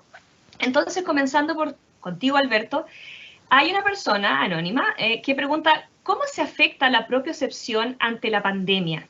Es una gran pregunta por lo que estamos viviendo, obviamente. Y es para mí la pregunta, ¿no? Es para ti, sí. Es para mí. ¿Cómo afecta la propiocepción en la cuarentena? Erna antes hizo una alusión a que no había leído sobre literatura, así que fijaros si no he podido leer sobre literatura, qué pasa con la pandemia, porque no sabemos qué ha pasado con la pandemia y los efectos que ha causado la pandemia, está causando la pandemia a lo largo de todo el mundo. Sí que me puedo ir a referencias bibliográficas y de la literatura de que en otras pandemias sí que hemos tenido constancia de que realmente cuando hay deprivación sensorial y cuando los niños dejan de hacer por completo actividades de cualquier tipo, el cerebro deja de procesar algunos estímulos sensoriales y eso repercute en el desarrollo del niño. Podemos hablar de estímulos visuales, de estímulos auditivos, de estímulos táctiles, propioceptivos, etc. No sé exactamente, no podría contestar a qué pasa con la propiocepción cuando no se está utilizando de una forma tan frecuente como cuando no tenemos que estar encerrados en casa, ¿no? Sí, también se sabe que por cortos periodos de tiempo no pasa nada. No pasa nada, claro, porque un niño esté un mes sentado en televisión viendo pantalla por más de una hora. No tiene tanta influencia. Muchas gracias, Alberto. Esta pregunta va ahora hacia Isabel, dice, anónima también, dice, ¿cómo influye el proceso de alimentación y aprendizaje funcional en niños, niñas, en el contexto actual de pandemia? También una pregunta muy relevante. Si quieres, te la repito. Sí, a ver, el contexto de la pandemia es algo que vamos a tener que estudiar y ver un poco el impacto. Ahora mismo lo que yo estoy viendo y hablando con otros colegas en mi propia práctica clínica es que parece que hay algunos niños que se han beneficiado de estar en sus casas con sus padres durante varias semanas. Niños que no estaban bien en el contexto escolar o de guardería, se veían presionados, los papás no tenían tiempo y les ha venido bien estar sencillamente, pues eso, más en familia. Otros niños, lo que estamos viendo es que esa falta de sus ocupaciones habituales, su falta de rutina, su falta de actividades deportivas y de jugar con otros niños, pues les ha desregulado completamente y estamos viendo pues que no comen, están estreñidos, no duermen, están totalmente descompensados a nivel de su estado de alerta. Entonces, creo que depende muchísimo de cada niño y cómo entró en esa cuarentena, ese confinamiento, en qué condiciones lo vivió, y esos son factores que vamos a tener que estar pues analizando con cada familia. Perfecto, muchas gracias, Isabel. Esta pregunta ahora va hacia Alberto. Dice, ¿cómo los sistemas propioceptivo, vestibular y táctil, los llamados primitivos, aportan al desarrollo del lenguaje? Vale. Espero a que se me ponga ahora. Ya. Ahí sí. Vale. Perfecto.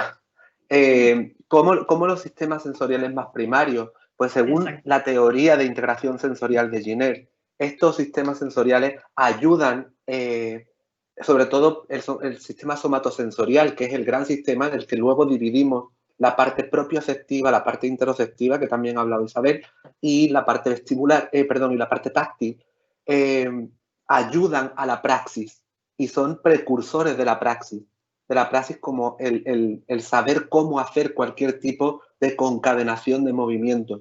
Y el lenguaje, cuando lo entendemos como una concadenación de movimientos cargados, movimientos articulares de la zona orofacial, encadenados también con otro tipo de secuenciación de palabras y términos más léxicos, es donde más influye el tener una buena conciencia de dónde está localizada mi lengua para poder pronunciar el sonido R, o dónde está colocada mi lengua para poder hacer una buena deglución, y sabemos que la musculatura orofacial está vinculada tanto a la alimentación como a la comunicación. Entonces, toda la parte somatosensorial estaba más relacionada con el lenguaje por esta parte, ¿no? De tener una conciencia de tu propio cuerpo acorde con la que está haciendo realmente para poder ser usada para la producción de lenguaje.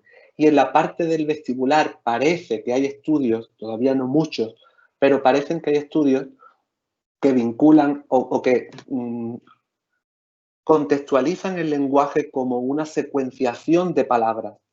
Y el sistema vestibular sí que está muy relacionado con la secuenciación de actos y de movimientos. Entonces, si entendemos el lenguaje como una secuenciación y el saber pasar de una tarea a otra tarea, en este caso de una palabra a otra palabra, el sistema vestibular tendría una importancia en saber secuenciar estas palabras, estos términos para el lenguaje. Perfecto, muchas gracias, Alberto. Ahora sigo con Isabel. Aquí preguntan, ¿de qué forma el apego disfuncional, inseguro, evitativo, influye en la ABD de alimentación en estos niños, niñas?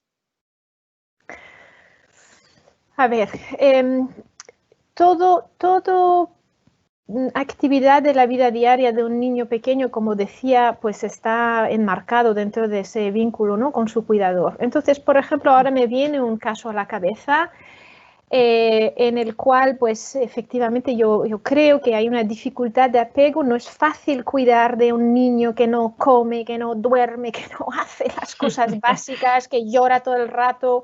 Y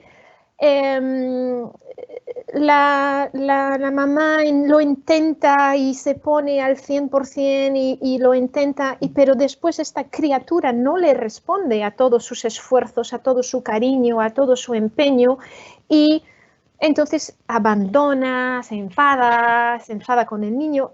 Entonces, cuando hablamos de apego, siempre es una cosa que va entre los dos, en las dos direcciones, y hay niños que son difíciles de cuidar, y que son difíciles de, entre comillas, querer, ¿no? No es que no lo quieran, pero son difíciles de crear ese vínculo. Entonces, en la alimentación es algo que es la actividad de vínculo inicial, y cuando algo va mal allí, pues efectivamente puede crear dificultades en consolidar ese vínculo. Muchas gracias, Isabel. Para Alberto, dice, en niños, digamos, en contexto de pandemia, esta es otra pregunta sobre pandemia, en espacios pequeños, obviamente, ¿qué oportunidades de experiencias propioceptivas podemos ofrecer para esa familia que está en espacios pequeños?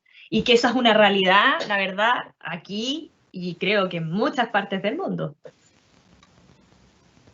Claro, sí, es una realidad, es una triste realidad, ¿no? Es una triste realidad. Es una triste realidad, y más importante aún, ya se sabe que previamente a una pandemia, cuando se tienen unas condiciones desfavorecidas a nivel socioeconómico, el nivel de participación en actividades de la vida diaria no es el mismo que el que tienen otras personas que pertenecen a otros niveles socioeconómicos. Y esta pregunta es un poco difícil de contestar en el sentido, puede ser fácil o puede ser difícil, porque yo te puedo dar una lista de actividades de hacer con el niño, pero justamente es lo que querías dejar claro en la charla, ¿no? El no buscar la técnica. ¿Por qué vamos a buscar la técnica? Erna nos ha hablado de la propiocepción contundentemente desde un punto de vista neurocientífico, desde un punto de vista de la ocupación, y sí, cuando entendemos de verdad lo que está proporcionando, lo que nos proporciona propiocepción, da igual que el niño trepe por una estantería o trepe encima de la cama, porque lo que hay que hacer para ofrecer propiocepción es realizar movimientos contra resistencia. Entonces, no sé cuánto de pequeño es el espacio que quieren que yo haga esta receta de actividad para el niño. Entonces, hay que ver ese espacio y hay que mirar a ver si el niño puede hacer un túnel por debajo de la cama y arrastrándose a lo largo de la cama, y luego salir y luego saltar un poco encima del sofá aunque lo tenga pegado uno con otro, ¿no?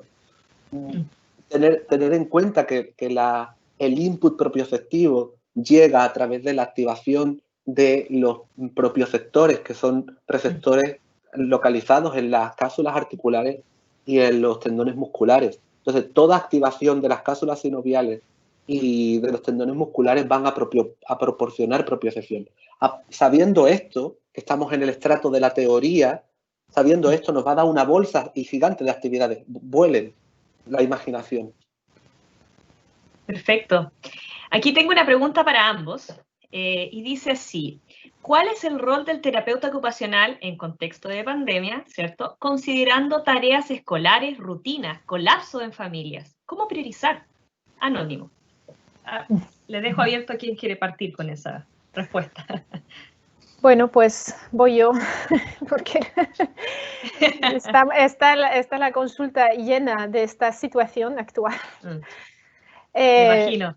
Sí, mi consejo a las familias es mantener la paz en la casa. O sea, quiero decir que dentro de unos meses, cuando ojalá podamos volver un poco a unos ritmos de vida más típicos, más normales, pues espero que puedan mirar atrás con tranquilidad y decir, bueno, pues a lo mejor no avanzamos mucho en el currículum escolar, pero tuvimos unos momentos felices en familia, porque creo que ahora mismo es lo que es prioritario, estar manteniendo un estado de alerta regulado, unos vínculos fuertes, ofrecer a los niños una tranquilidad para que puedan, pues eso, entender un poquito y aguantar un poquito lo que estamos viviendo.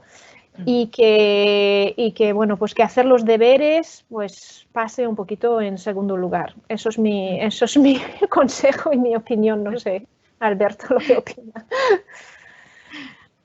A ver, Alberto. Sí, en cuanto a la priorización, efectivamente, si el contexto escolar ha dejado de existir por un tiempo determinado, todo lo que sea centrarnos en el currículum académico del niño va a ser de poca cosa. Realmente los colegios están diseñados para que los niños aprendan en conjunto y aprendan en grupo y aprendan. Entonces, llevar objetivos curriculares a un domicilio en el que el niño está solo, en el que, pues ahí más que nunca salen estas preguntas que los adolescentes se hacen cuando estudian. Pero yo esto para qué lo quiero, ¿no? ¿Para qué quiero saber solucionar una ecuación de segundo grado si yo esto no lo voy a utilizar nunca? Y ya el docente dice, no, señor, sí que lo vas a utilizar y sabemos lo que supone el conocimiento de una ecuación de segundo grado, ¿no? Para luego poder tener más capacidad visoespacial, para poder resolver problemas. Pero es interesante la pregunta porque en una situación de crisis, y voy a pararme aquí un poco más porque en una situación de crisis como la que hemos vivido y la que se está viviendo todavía en muchas partes del mundo, la terapia ocupacional también ha estado en crisis. Y como roles activos de la terapia ocupacional que somos, en muchos casos tenemos que hacer una mirada introspectiva y tenemos que repensar cómo nos hemos posicionado en esta pandemia. Porque muchos colectivos, dentro del colectivo de la terapia ocupacional, se ha posicionado de una forma un poco egoísta, y esto ya es para mi gusto es una opinión completamente personal y entra parte de mi ideología. Yo percibo la terapia ocupacional y cualquier otra disciplina de la salud como una disciplina prioritaria y esencial.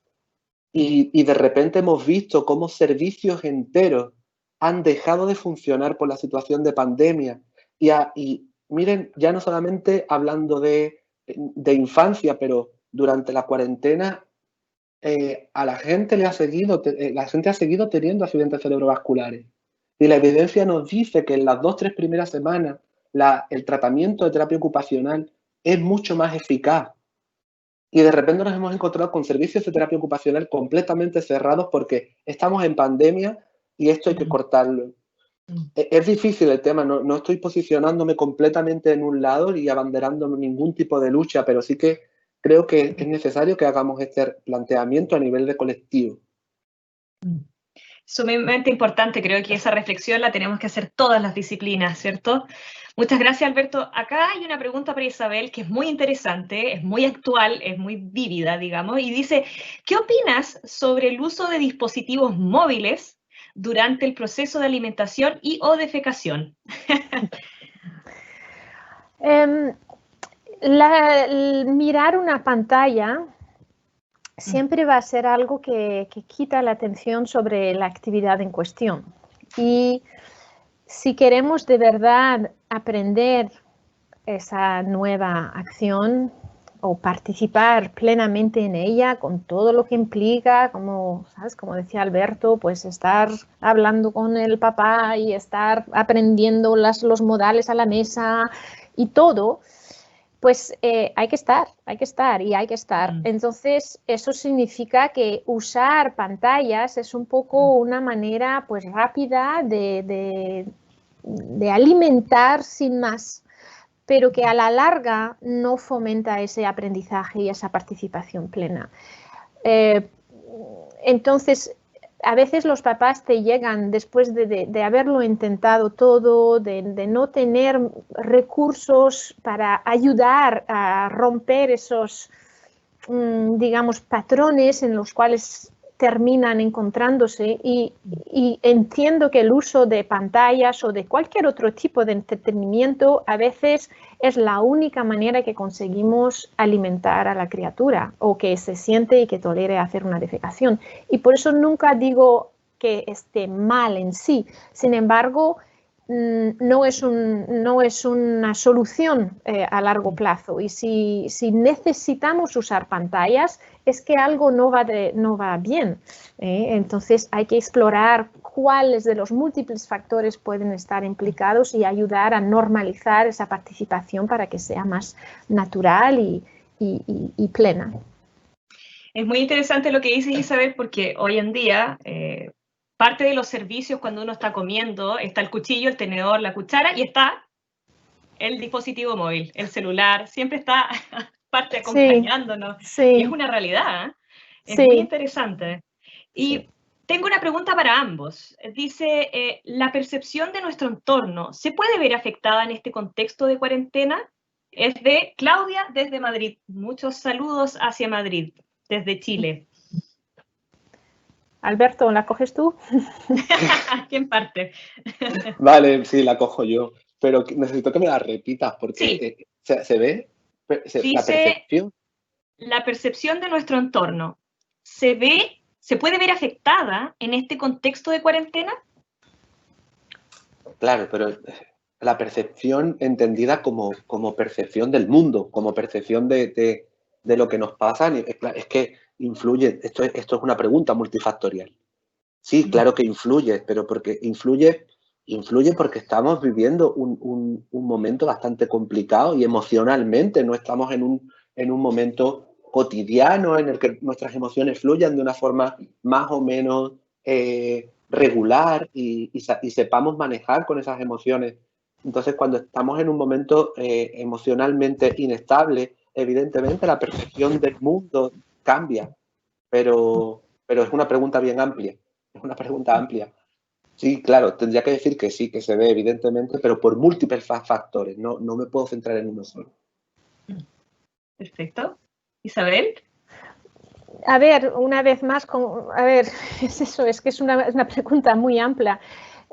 Hoy, por ejemplo, una amiga me estaba diciendo que su niña de 2 años y medio ha pasado pues, el confinamiento, vive en una casa pequeña y ha visto el mundo desde la ventana de la casa durante 2 meses.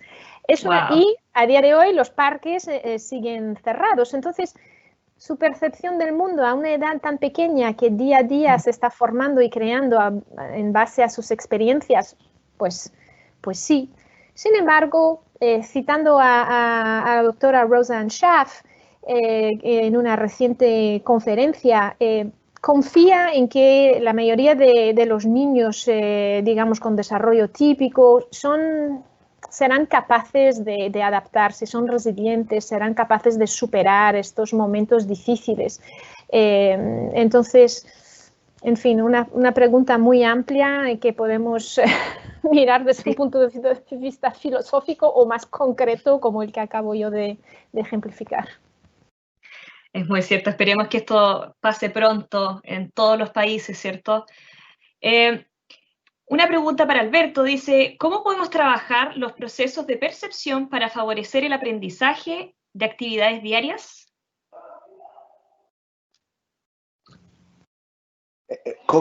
Pues mira, ¿cómo vamos a trabajarlo? Pues primero sabiendo sobre metodologías y teorías que hablen sobre la percepción.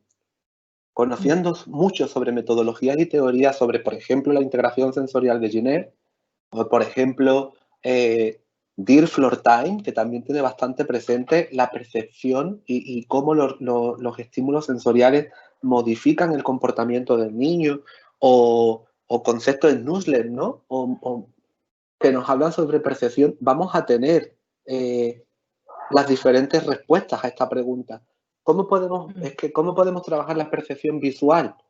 Pues sabemos que la percepción visual llega a través de los ojos, entonces cualquier actividad que tenga información visual con discriminación de colores, pues se podrá trabajar la percepción visual. Si queremos hablar de percepción a nivel táctil, pues tendremos que utilizar actividades manipulativas en el que el niño se vea inmerso en experiencias táctiles con diferentes texturas, con diferentes rugosidades, con diferentes temperaturas. Pero esto lo digo porque sabemos que el sistema táctil tiene 4 tipos de receptores y recibe información de tacto superficial, recibe información de tacto profundo, recibe información de dolor y recibe información de temperatura. Entonces, si queremos estimular a nivel táctil, tenemos que estimular los 4 tipos de receptores principales de los que se compone el sistema táctil. Vuelvo un poco a lo que decía. Cuanto más sepamos sobre diferentes teorías y metodologías que nos hablen de cómo se puede trabajar la percepción, más vamos a tener herramientas concretas y técnicas concretas que nos ayuden a trabajar la percepción de cada sistema sensorial. Excelente, Alberto, muchas gracias. Para Isabel, aquí hay otra pregunta, dice, ¿cómo puedo contribuir a derribar los traumas experimentados en distintas áreas ocupacionales? Bueno, a ver, depende un poco de qué traumas estamos hablando. Si estamos hablando de trauma tipo abusos, traumas graves, yo creo que el terapeuta ocupacional no es el experto en tratar traumas, ¿sabes? Hay psicólogos y personas realmente expertas en tratar esto. Sin embargo, dentro de mi trabajo en las actividades de la vida diaria, tengo que estar sensible a estas situaciones pasadas, asegurarme de crear entornos que favorecen la regulación del estado de alerta, que presentan los desafíos de modo muy gradual y que evitan pues, estas sensaciones o esos estímulos gatillos que pueden volver la persona a tener una reacción emocional fuerte como si estuviera viviendo otra vez el trauma. Entonces, si estamos hablando como decía, de traumas gordos y que esto va, digamos, está impactando de manera significativa la participación, en algunas ocasiones tenemos que tirar de nuestros colegas psicólogos que son, ¿sabes?, que tienen una preparación específica en esto. Y en terapia ocupacional, pues ser sensible y hacer una intervención que es, digamos, tener en cuenta estos factores para no agravar la situación. Perfecto. Tengo la última pregunta y esta ya es para cerrar y también es para ambos. Es una pregunta quizás un poco abierta, pero sin duda alguna es sumamente importante. ¿Cuáles son los desafíos que ustedes detectan, ¿cierto?, para la disciplina de terapia ocupacional? ¿Cuáles son los desafíos que ustedes ven que se deben ir abordando en el futuro? Efectivamente, una pregunta muy amplia. Bueno, yo creo que los desafíos para nuestra profesión pues van a ser un poco el situarse en los diferentes equipos multidisciplinares que en muchos lugares existen, pero que aún no cuentan con terapeutas ocupacionales. Y estoy pensando, por ejemplo, en mi caso, en el ámbito de los problemas de alimentación y de defecación. Existen equipos especializados en estos ámbitos pero que no cuentan con terapeutas ocupacionales, porque creo que tenemos esa visión global de función, de participación que está en boca de todos, como decía Alberto, pero que se desconoce un poquito la larga trayectoria que tiene la terapia ocupacional en este ámbito. Entonces, creo que nuestro desafío es ese, ¿no?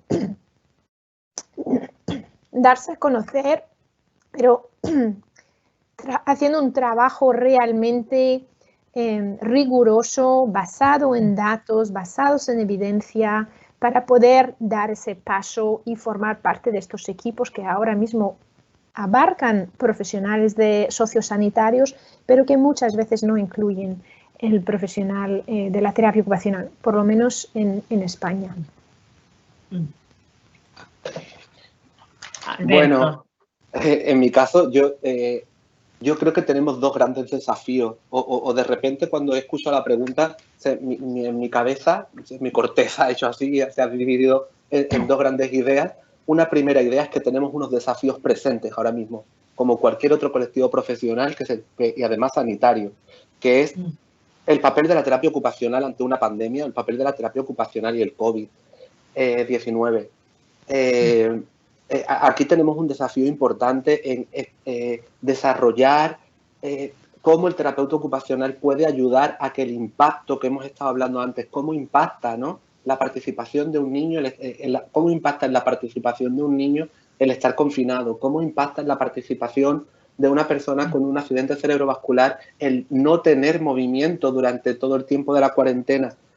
Tenemos un gran desafío y tenemos que mirar cómo podemos comportarnos profesionalmente para futuras pandemias y para también posicionarnos en la pandemia actual. Y luego, a nivel de desafíos futuros, estoy bastante de acuerdo con lo que dice Isabel, de que por fin tengamos más presencia en otros contextos, en otros equipos multidisciplinares, pero también en otras áreas de intervención. Y yo ayer o antes de ayer creo que fue que la Organización Mundial de la Salud decía claramente que Latinoamérica estaba en una situación de gran riesgo con el COVID-19 y posicionándola en un estrato de todavía más sufrimiento. Y era pensar como, no, pero esto desde terapia ocupacional tenemos que hacer algo. No nos podemos quedar de brazos cruzados sabiendo cómo países, tanto de Latinoamérica como de África, van a salir peor de lo que estaban, solo por el simple hecho de que los países que estamos alrededor hemos mirado hacia otro lado. Entonces creo que es un desafío importante este futuro, de pertenecer también a otras áreas de intervención, y ahora me voy más quizás a la intervención sociocomunitaria, y estar presentes en población en riesgo social, en población gravemente vulnerable. Muchas gracias, Alberto. Es un tremendo desafío y es muy cierto, sobre todo con el contexto que estamos viviendo y quién sabe más adelante qué es también lo que vamos a vivir como humanidad, ¿cierto? Les quiero agradecer a ambos su participación, ¿cierto? El compromiso por querer estar acá, por querer compartir sus conocimientos, ¿cierto? Les agradecemos por parte de la carrera de terapia ocupacional sede Temuco, por el equipo que estamos detrás también. Fue una charla muy buena, así que sin duda alguna que estamos sumamente agradecidos y yo sé que el público también. Muy interesante, quiero dejar el aviso que no pudimos responder todas las preguntas por honor al tiempo, naturalmente, pero que estas van a ser respondidas a través de las redes sociales de la carrera de terapia ocupacional CE Temuco. Ahí vamos a estar publicando las respuestas a las preguntas que nos fueron contestadas. Así que Isabel, Alberto, muchísimas gracias. Espero que se cuiden, que estén bien, que todo siga bien, digamos, en España, que no pase nada malo, y esperamos poder volver a vernos en un futuro. Muchas gracias. Gracias a todos. Gracias, muchas gracias a todos. Que estén muy bien. Igualmente. Igualmente, adiós.